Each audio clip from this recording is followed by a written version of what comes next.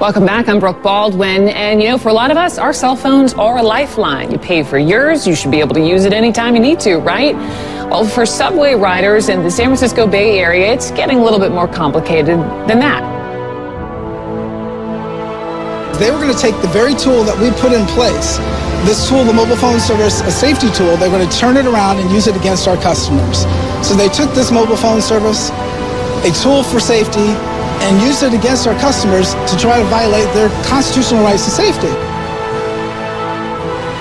Some sort of emergency happens, right, where you have your cell phone. In the case of an emergency, you pick it up to try to dial 911, and you can't because BART has blacked out the cell service.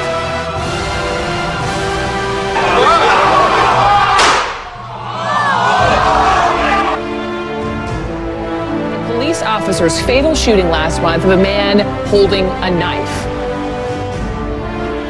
From what we understand, there is a demonstration planned at 5 o'clock local time, 8 o'clock Eastern. Anonymous, they're the ones taking the lead on this. They have told everybody.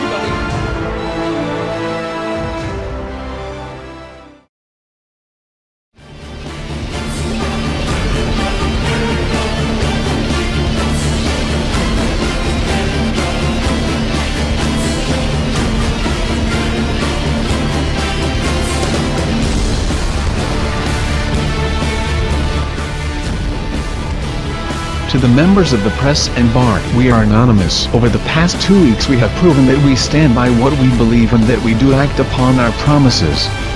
You have threatened to turn off cell phone services if needed again, and although your threats went empty, the dictator-like tactics did not go unnoticed by the world.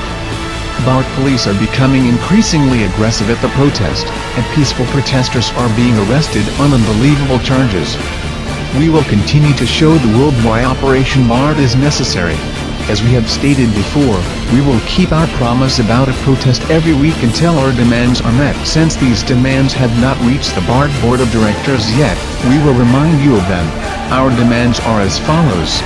Fire Lytton Johnson and BART Chief Kenton Rainey. Mandate new training for all BART officers. Publicly apologize to the people for shutting down cell phone services. Disarm the BART police of their guns. Reopen the investigation of the killing of Charles Hill. Not only will these demands make the public feel more safe riding the BART system, but it will also ensure that BART is taking active steps to correcting its mistakes. So now that we have made ourselves clear, we will continue with Operation BART every week until our demands are met. We will see you again next Monday, the 29th, outside the Civic Center station at 5 p.m. We are anonymous. We are Legion. We do not forgive. We do not forget. Expect us.